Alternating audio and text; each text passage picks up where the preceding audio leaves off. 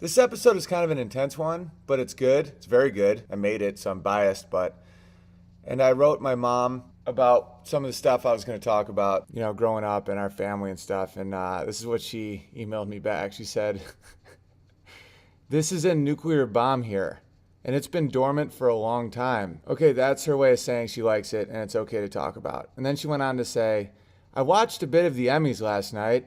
Adam Sandberg, Adam, was really funny," which I agree. He did a great job. "But," she went on, "there was a tension in the audience that if someone on stage wanted to incite them to riot, they would have.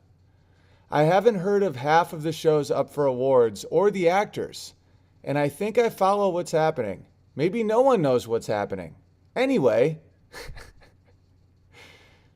she's so funny. I also asked her about her book, if I can narrate it down the line, because I love audible.com and I listen to a lot of books on there, and I think her book is so perfect for it. And she wrote back that she's down. She doesn't know how I can go about doing this because it was published somewhere. But she wrote a book when I was 9 about her leaving the Catholic Church and reconnecting with what it means for her to feel free and be a woman in this world. And because back then it wasn't trendy yet to advocate certain human rights and admit that the priests were creepy.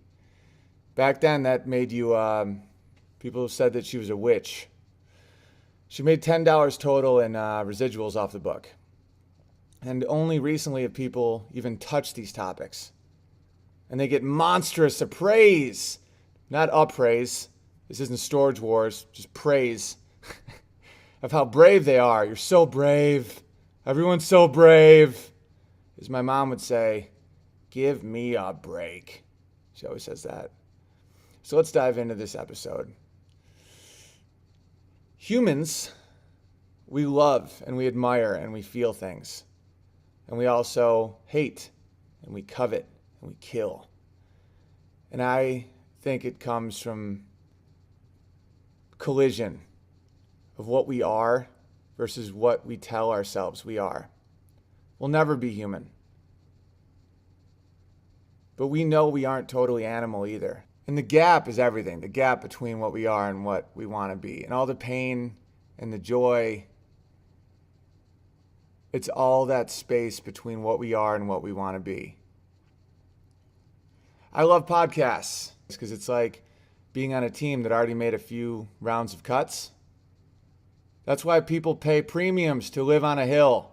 Because if you're desperately looking to rob someone, you don't walk all the way up a hill. There's too many houses along the way to rob. Low-hanging fruit. It's way easier to attract hordes of angry trolls from a one-sentence headline. "Hulk Hogan said nigger." How dare he? He did. Quick, easy. Lets you drain your hate balls. A podcast analyzing the complexities of human emotion with live audio from stand-up comedy to funeral, and a look at how there will never be gender equality as long as we have possessions is a little tougher. Men and women, we did used to be equal. That's the funniest part. Before the agricultural revolution. I'm doing a podcast also with physics people. It's called Surely You're Joking. It's with all these Caltech PhDs. And one thing that's really expanded my way of thinking is how people don't think in terms of time on a grand scale. Everybody's time is so short. Where it's like our problems are so just quick. You're more likely to die from an asteroid than a plane crash. Isn't that crazy? Because an asteroid kills everything, but we don't think in terms of real numbers. They also can prove that there's no such thing as a hot streak. You can't be in the zone. No, it's all horseshit. It's all just statistical. Very interesting stuff. Back in the day, before the agricultural revolution, currency was relationships, was people. Currency was people. There was no currency outside of each other. And that's when we were equal. This world where everything is a so-and-so is intolerant. Hulk Hogan said nigger.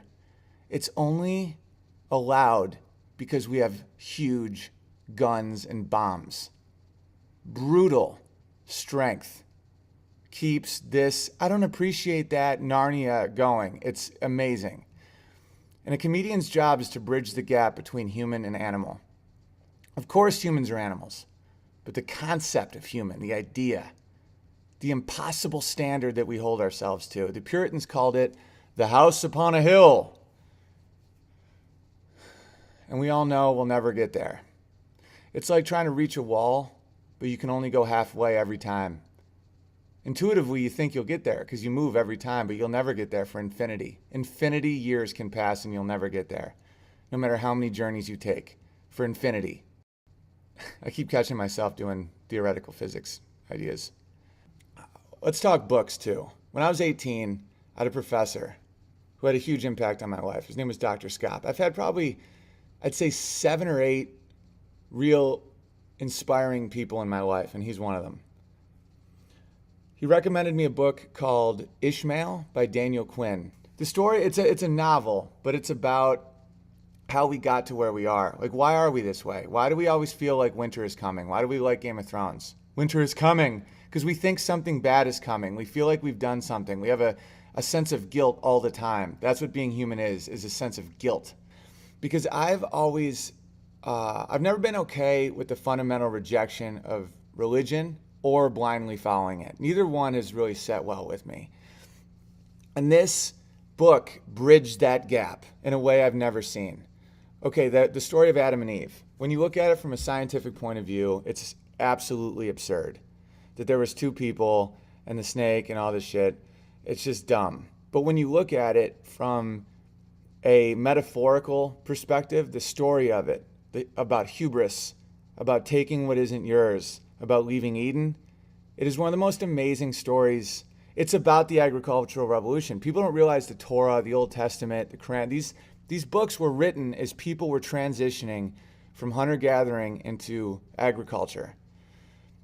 Adam means man. Okay, Eve means life. Man craved life. And the tree of knowledge is what God knows, God's wisdom. So, what does this say? And so they said to him, you may eat every tree in the garden save the tree of knowledge of good and evil. For one day you eat of that tree, you will certainly die. They said, you can stay in Eden, the world of balance, as long as you don't take the knowledge of God. What is the knowledge of God? The ability of changing our world. The deer doesn't admire how high they jump. They just jump. That's Eden. And man said, no, I want more. I want to eat from that tree. And that tree is God. Not God in a Christian way, just God in a theoretical physics way. Just more. Rack focus. Look bigger. What is God? God is the bigger plan that we can't possibly know, even if there is a plan.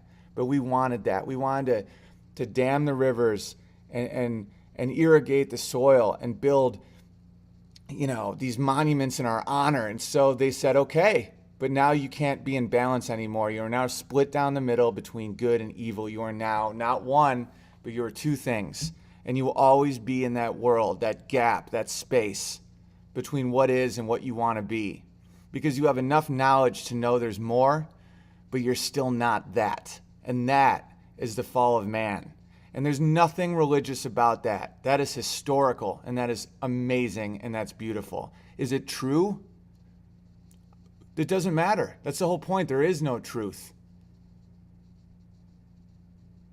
Okay, let's talk science. Science has just as much hubris. To say that truth is provable, that's absurd. Science worships their own scientific method, which disproves itself. First off, everything's perceived through our brain, which is fundamentally non-scientific. I'm a huge fan of science for the advancement of society and technology, and its encouraging of critical thinking. It's led to a lot of really great things, and I love it. I love science, but that's all it is science. It's not truth. There isn't truth. And that's why Ishmael blew my mind, because it was some truth. It was a sliver of maybe something else in this lie of the Bible. I thought the Bible was always lies, but if you see it from a different point of view, there's truth. The origin story so absurd when looked at by modern science. It's like, how can there be only a man and a woman? People didn't used to talk that way. People talked in metaphor. They talked in story. It's when we became human and when we left Eden. There's a balance in nature. That's what people say when they say nature. Nature's a horrifying place. Horrifying. True natural balance is murder, it's rape, it's crazy. But the balance that people know and yearn for, that we know we don't have, is the redwood tree just sitting there for 2,000 years, processing light and soil and water, and it just exists. There is no other thought. The deer running or the predator pursuing. There's nothing else. We meditate to get a sliver of what everything else is. That's why we do these things. That's why we drink. That's why because we want to get back to just being oblivious to it all. But we wanted to know God's thoughts, and we got them. And this story is repeated a lot. Pandora's box. All these stories replicate over and over again. It's the same story. We got what we wanted, and now we have to live with it. Comedians have to see with one eye open. That's our job. No one can have both eyes open. As much as I'll mock the Emmys, I'd host it in a heartbeat. I want those awards. But it's also a giant pile of bullshit lies. Don't trust extremes. Only God can have both eyes open. And I'm not talking about a white man in a cloud. I'm talking about the concept. Just like there's a concept of being human, the concept of God. God is a math symbol. Whatever is next. And both eyes shut are animals in the purest form of Eden, just instinct and reaction, instinct and reaction. That's why I think it's called being blind drunk. Because that's when you feel like an animal again. I find the worst people are the ones who claim to have both eyes open, because you can't ever. It's impossible. I'd rather be an honest blind man than a liar. I started doing this podcast as an outlet to all these feelings. I'm not trying to be funny right now. It's not. I had all these in between the jokes thoughts that I couldn't say on stage because it wouldn't be professional. And I take my job seriously in any environment. I'm there to make people laugh. It's not about me. It's about my job, making laughs. And this podcast is about all the other stuff. There's going to be laughs in this, but that's not the point. And somehow, this thing, it's 50,000 downloads a month already. It's crazy. It's mind-blowing. I did this just as an excuse to try and bomb. Not try to bomb, but try and write so much that I had jokes that didn't work so that we could analyze them. And I also did it so that I can talk without the need to make laughter. I'm not trying to be a bummer. I'm not trying to be funny. I'm just talking. And I think it's a good vessel to talk about interesting shit. It's a comedy podcast, but not really, kind of like the way Transparent is supposed to be a comedy. Really? It's a comedy, the show about the alienation of a transgendered person trying to connect to their family for the first time as themselves, or in a real way that their family never actually knew them. You're supposed to laugh out loud at that. Hogan's Heroes was a sitcom that was set at a Nazi death camp. So I guess anything's possible. Okay, let's get right into this. So, I have a spot at the Improv, Hollywood Improv, Melrose. I knew it was going to be a memorial show for a girl who was tragically murdered in Hollywood. I'm friends with her boyfriend. He's a really good comedian. I've known him for years and years and years. I've hung with her a couple times. It's all very sad and tragic. But it's what comedians do, We had Ramsey Moore's service at the Improv, and we all told jokes and stories and laughed and did it the way you would have wanted. I closed my set for Ramsey's funeral ranting about how he was 500 pounds and he still fucked. The dude fucked hot girls. He fucked. He did it. That guy fucked. And I love him and I'll miss him. And that night the crowd was electric because we were all pirates in the Pirate Cove. They needed to laugh. We all did. It was like an Irish funeral. This one was different. As soon as I walked in the room, there were two huge pictures of her on stage. Giant posters of her young, beautiful face smiling. And she was shot and killed randomly by a random dude. And it's horrible. And her boyfriend was there. And the comedy community feels safest at comedy clubs because laughing is our release. That's what we do. Pirates sleep the best on their ship. The crowd wasn't in our community. They were just people in pain. And but my job is not to talk about how great she was and how sad life is and read some Robert Frost poem. That's not my job. Behind those two giant pictures of a dead girl is an even bigger word, and it says improv. And that's the deal. If they want to do this at a comedy club, then I'm going to be a comedian. Here's the intro to the very beginning of the show so you can get the vibe. That's a powerful song to come up to. White Album. Wow, Helter Skelter. Very exciting. All right. Let's do some dick jokes. All right? Want to talk about a dick? You have to understand this is bizarre for me right now. Someone just went, oh my God. All right. I'm sorry for everything that happened, but I gotta, tell jokes at this point.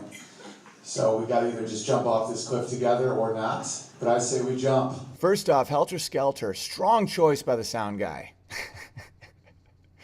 Literally, someone in the crowd said, oh God, when I said dick jokes. I had to say something like that to break the silence. It was death in there, literally. And it doesn't help anyone to let them stay in that zone. Sure, after you can, but not now. So I opened with my Starbucks joke.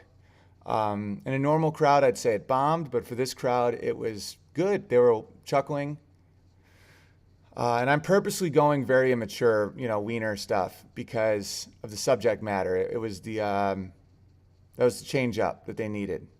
Here's another attempt at comedy. Because nothing's genetic. I got a lot of hope for people. Because sometimes, I've done USO tours. You go to the Middle East, so much jizz build up. They're not evil people. They just are that horny. They blow themselves up to fuck invisible people in the sky. That's horny. That's jizz. Bailed early on this one. That one was my bad, but I kept rolling. Am I keeping you guys from something? Actually, I guess I am. But I was booked, so let's just keep doing this, right? Okay, despite the jizz Middle East premise being a bad call, I got a soldier on my side now who had served overseas. You can actually hear him say Roger. I'll take that. Allies in this fight against death. Next up. This is like a surreal experience for me right now. You good? Where's your friends? I'm trying not to be hard on the crowd because I know you've had a tragedy, and that's why I'm here to help make you laugh. Irish funerals, I get it. Let's do it. But you guys aren't giving me shit, and I've seen the movie Whiplash, so go fuck yourselves. You gotta meet me. I'm not gonna sit here and be like, yeah, I mean, it's terrible what you've been through, but fucking don't do that to me.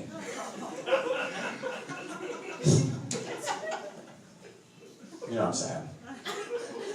Are you angry? It's a goddamn comedy show. Want me to give a sermon? Because I don't know any, but I know about jizz, and that's why I'm hired. Fine, I'll get off that topic completely. All right, next up. I love love. Love is great. Love my girl. You can tell a lot about your girl by watching her watch the show Snapped on Oxygen. Don't do that to me. They need some tough love. All these commercials designed at anti-fat shaming. Everyone's the same. That's not helping anyone. That does not help anyone. One of my dogs, I have 3 dogs. 2 of them love getting in their harnesses to go for walks. One hates it. She's got post-traumatic stress disorder from the pound. She's never not going to shake when I fucking come at her. It's just a fact. When we all calm down, she's the sweetest dog in the world, but she doesn't like the harness. She feels trapped and freaks out. Should I just take her out without a harness and a leash so she runs right into the street? No. It doesn't help her to go with her fears. Obesity doesn't matter? Of course it does. Diabetes, cancer, ability to breathe. I battle that shit all the time. We all do. I had cookies for breakfast today. Cookies. My girl baked a bunch of cookies, and I snuck right in there and I pounded them with milk. I have a fat person inside me, desperately trying to come out. all the time trying to make me fat. We all do.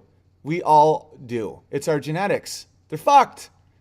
We crave fat and sugar because the animal world that we came from didn't have enough calories.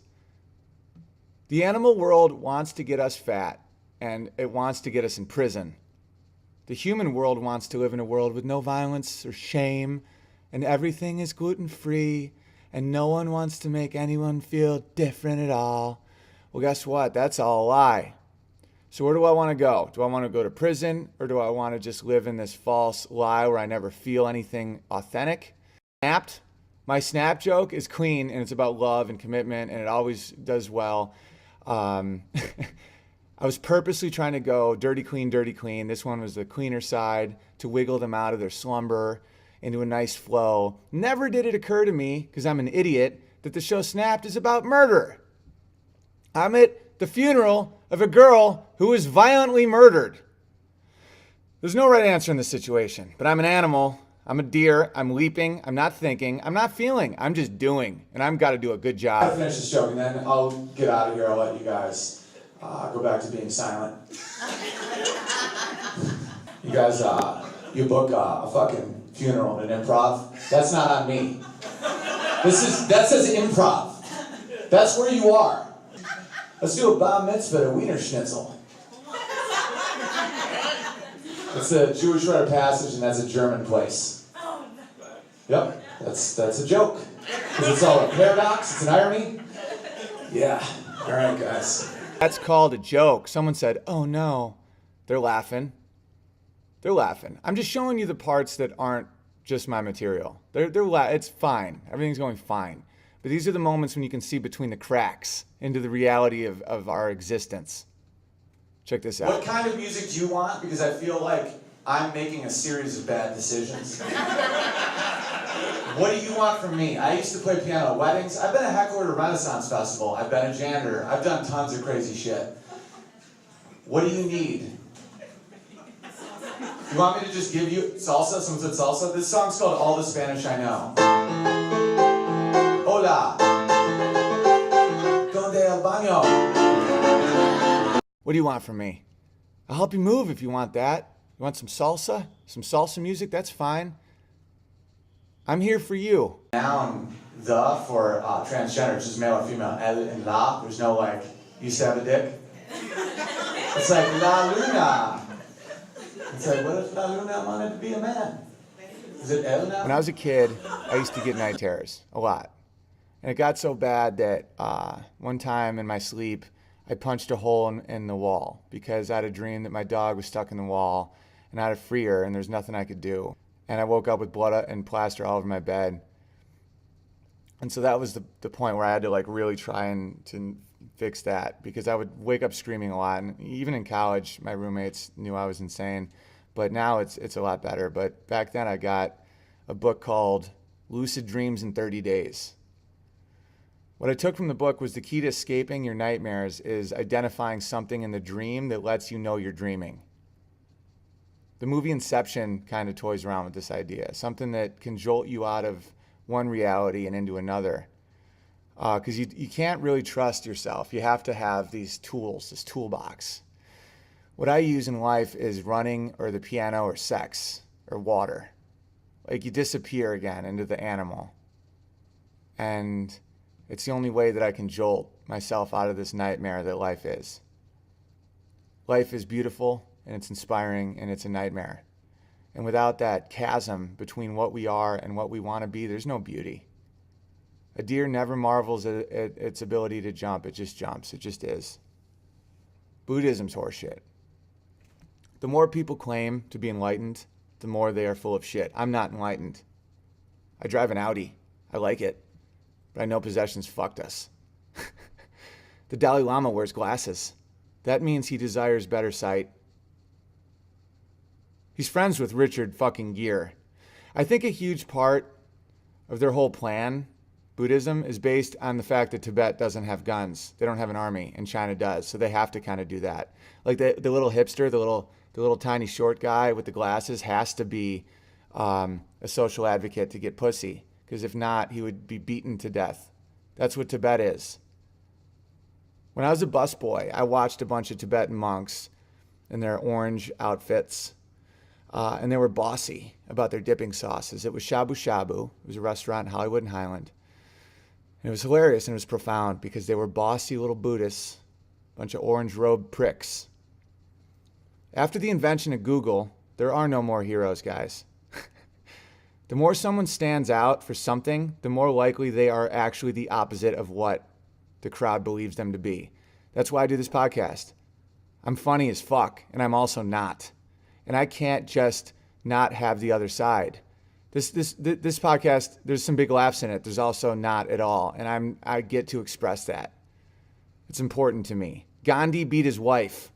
Martin Luther King Jr. fucked everything that moved. He went to the mountaintop. Yeah, to pound ass.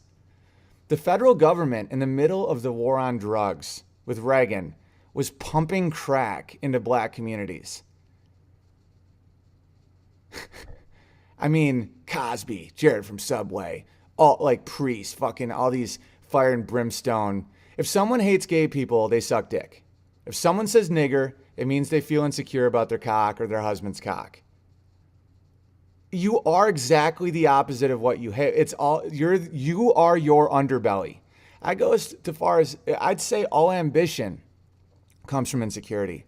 I am only ambitious because I'm insecure. Anything I've ever done, if you've ever seen me on television or in a movie, that came from trauma.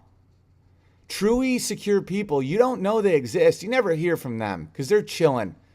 They're chilling. They just make enough money to get by and chill because they're comfortable in their own skin. I'm deeply flawed, but I'm confident enough to admit it. A true Buddhist would feel nothing if their dog got hit by a car, or if their wife left them, or if they were fired, or if someone said they were stupid or fat. I know why this fat shaming thing is out there. I was a fat kid. I was fat 7 years ago. I get it. It hurts. It makes you feel bad. I get that. When people call you names, it hurts. I know. But it doesn't help to lie about reality. All right, here's a clip that made the crowd laugh. I have 300 feet. Just let me fit. 100 feet, you piece of shit. Now I am mad. I start to go, I hope you know I'm loco. I will not stop. My line goes down, my fingers up. I start to sweat, I see no cops. I'll bump your car, nothing to lose. You drive up Benz, it's brand new. My car's got no resale value. You back down now, your bitch ass is in my rear view. Thank you. Yeah, that was exciting.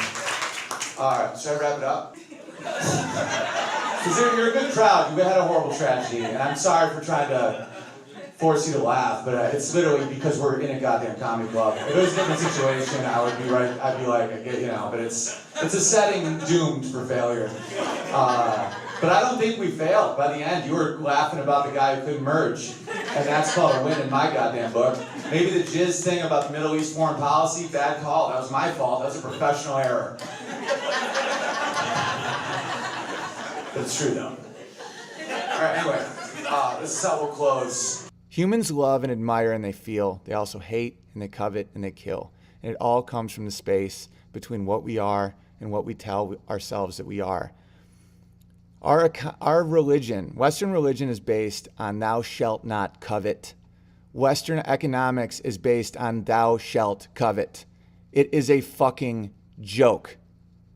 Okay, here's us closing the Yeah. Hardest crowd in the history of comedy. Is it on? Is it on? Can you hear me? Holy fuck. Sweet. Oh, good time. Sorry, dude. We've come to the end of the show. Dude, the work is so fucking brutal, man. I'm so sorry. It's over. And I got to say I was sorry to my friend. And that was the time and place to say it. Because I had to be funny on stage. And after, people told me how much it meant to them to be able to laugh and to snap out of it for a little while. Because you're not helping anyone by bending to the will of people that don't know that what they are doing is not helping them. The heroin addict wants heroin. The most we can live with is one eye open. Anyone who says they reject possessions is either lying or psychotic. I've met a few. I've seen some ranting homeless people covered in their own piss and shit. They may actually have been able to reject society. They might have really done it. But for as much as I know, possession causes me all the pain I feel and I will always feel, but it also is great. And marriage is a possession. When someone says my wife, my husband, my son, to truly reject possession, you'd feel nothing. Buddhism's horseshit. You know, we can all just, we're a flicker of meaningless carbon in a void. I get that. But at the same time, we aren't, because we're here right now and we're feeling something together. That's the irony. Our entire existence is a set up punchline. It's like we're nothing, but we're not nothing. Ooh. I was inspired in college when I had this brilliant professor, Dr. Cohen. I think he taught at Harvard once, and I went to a state school, and I think he got to us because he was a little fucked up in the head, but he was brilliant. You know, one time he just threw chalk and was like, fuck it, and left. I think he was a little crazy, but absolutely brilliant. That was one of my brushes with brilliance, was this guy. No idea what happened with him, but he taught human evolution. And that was one of those moments in my life. Like, why do women like money? It's to provide for children. Gold diggers are actually just trying to not have their kids starve. And why do men like 0.7 hip to waist ratios? Weight doesn't matter. That's the irony about all this weight fascination. Women care more than men. Guys just need the curve. It doesn't matter what you weigh. Just don't be sickly fat. Don't die of fat. But all those like little insecurities you're putting on our plate. We're not telling you to look like runway model little boy bodies with bug eyes. That's the Bravo channel. That's fucking Cosmo. That's not the dude fucking you. He wants to see your ass jiggle because that's in our instinct. It's a glimpse. This class is a glimpse into a world where no one's good and no one's evil or right or wrong. It's just a product of environment. That's why black people are black, is because of the sun. Because if you had light skin, you died of skin cancer. And white people are white because lack of sun, you die of vitamin D deficiency. Eskimos can have dark skin because they eat bear liver, and bear liver has a lot of vitamin D, so they never had to evolve that way. Norwegians have tight nose nostrils because it has to warm and moisten the air. Around the equator, you have wide nostrils because the air is already warm and moist, and that's more efficient to get air. Like why people are tall, why people are short, why do whales have leg bones? This shit, I was 19 just sucking this in like a sponge. Why? You know? Because it's not that I want to figure out God's thoughts. I just want to know that we're okay. And we're doing the best we can. Comedians can do a show one day in San Francisco and see all these anti-gun rallies and no emission vehicles. And then the next day you're in Montana with a huge truck and a bunch of guns. And you know the difference? One has wolves. There's wolves in Montana. You need a fucking gun. There's no wolves in San Francisco. And by the way, those no emission vehicles, they're emitting, there's emissions. It just comes from plants in poor towns like mine. Oh yeah, you got to burn coal to make electricity, and then they ship the electricity to the cars, and then they get to say there's no emissions and wear a little fucking pussy fucking ribbon at the Emmys because small town America, like Oswego, New York, where I'm from, has to choke on all the shit because we can't afford to say no. It's a fucking lie. Growing up in a town, the priests were ravenous, guys. Our Monsignor. And so he'd hire other priests that wanted to fuck kids. And nothing happens. It's not the movies, guys. Nothing happens to these people. They just keep fucking the kids. And my mom did something so brave that I've never seen someone do. She stood up, she left. Listen to this podcast. You guys know my mom because I've done a few episodes with her. She's incredible. And I majored in World War II history in college because Dr. Scott, who got me to read Ishmael, taught that. He taught a class on the Holocaust. He taught World War II history. So I was like, I'm with this guy. I want to learn this shit. And I'm glad I did. You know, I read Hitler's Henchmen. That was a life-changing book. It's so easy for us to say the Nazis were bad, and if I were there, I would have killed Hitler. Of course they're bad. Then why didn't they? Why did they follow? Hitler's Henchmen is about how humans work as a flock. Why did so many people do exactly what they were told? All these experiments about that. Why do people just do what they're told? How come no one stands up? I always make fun of Democrats for that. Democrats are the first to stand up and then the first to sit down. Republicans are dickheads, but at least they stay standing up. I want my guns. They're not sitting down. They're dickheads. The Democrats, they'll stand up for people, but then as soon as they're confronted by losing their things, they sit down like little bitches. Everyone thinks they'd be the one to stand up and say something, but they're not. They're scared. They're going to lose their flat screen, or they'll be judged at Aunt Brenda's brunch. My mom said, we're not going to be Catholic anymore. So we bounced. We went from church to church, finally resting in earth-centered paganism. Yeah, late 80s. We were pagan. People called my mom a witch. You know, you can choose to believe the lie, or you can choose to admit it's a lie and go down the roads that present themselves to you. And we had some rough ones. As a kid, I danced around fires with middle-aged women. It was fun. We're pagans. I had a transgendered piano teacher. Great, still friends with him. Used to be a woman, now a dude. I say it because we don't have the proper fucking pronouns, just like Spanish. I talked to God in trees. We looked at goddesses and rocks. Because my mom isn't anti-male. She just thinks it's a balance. She thinks that the sun is male and the earth is female, and the sun, kind of shoots its sun load all over the fertile earth. There is no winning and losing in life. There just is. And there's a lot of pain. My parents are human, so there's a burden of that path. My dad was raised fiercely Catholic, but had an ethnically Jewish mother, so that's a pretty intense and exotic combination of guilt and self-hate. Great guy, great human. Both my parents. I mean, everyone is in their own way, but just flawed. He didn't know. He would always say that we're going to end up losing everything. That was his thing. That was his crutch. And that we'd be broke all the time. We're always on the verge of oblivion. So me and my mod started collecting cans. And, we didn't have a TV, and I was a paper boy. And we penny pinched and pinched and pinched, and I never had new clothes. And turns out 20 years later, he was, just saving it. But he believed it. That's why I'm not mad at him, because he believed that we're always on the verge of oblivion. But he was acting from his truth. That's why there is no truth. That was his truth, that we were always about to fall apart.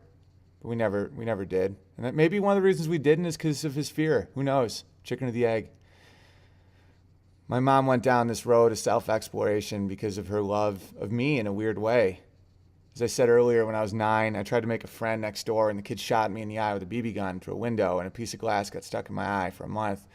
And there was just blood gushing down my face. I literally was almost going to see with one eye, which is kind of interesting and ironic based on what I'm seeing with one eye thing. But I was a fat kid, and I was wearing homemade velour clothing because my mom made it all herself because my dad said had no money for clothes.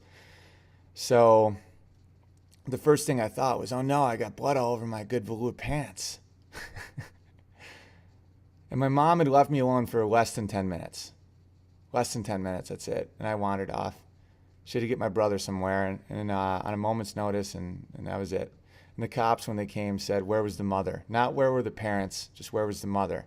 And something snapped in her from a very, very old wound.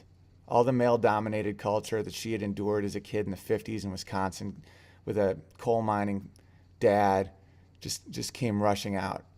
And she was born with nothing, and she went to college, and she taught at Syracuse University, and she quit it all because she wanted to be a mom.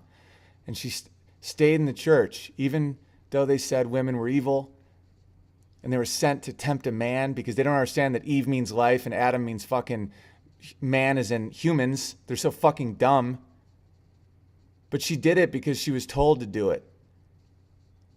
And because she thought that the family was bigger than the lie. That going to church meant something to all of us, and it was okay.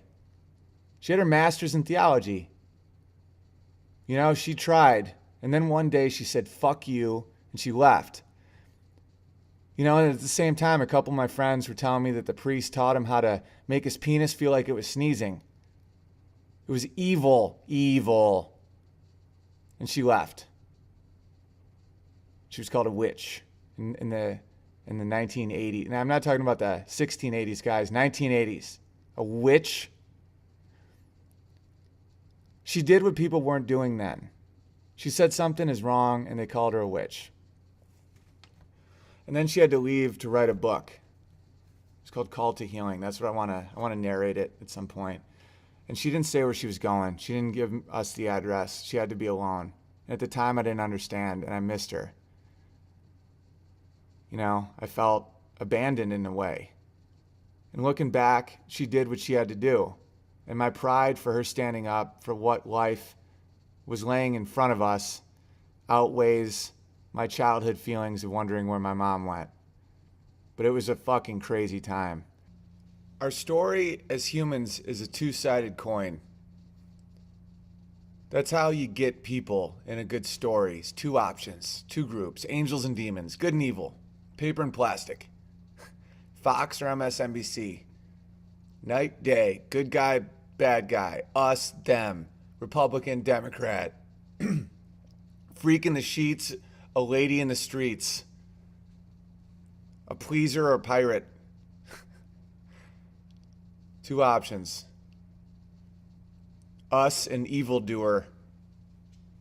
Organic or non-organic. Gluten-free or non-gluten-free. It's all. The more you're given just two options, the more you can control people. And it's kind of like ever since the agricultural revolution and the concept of possession, we're all kind of spiritually split down the middle between animal and human. The human that we'll never really get to and the animal that we no longer truly are. And that's invaded our love life. Check out this song. It's called How to Love a Woman.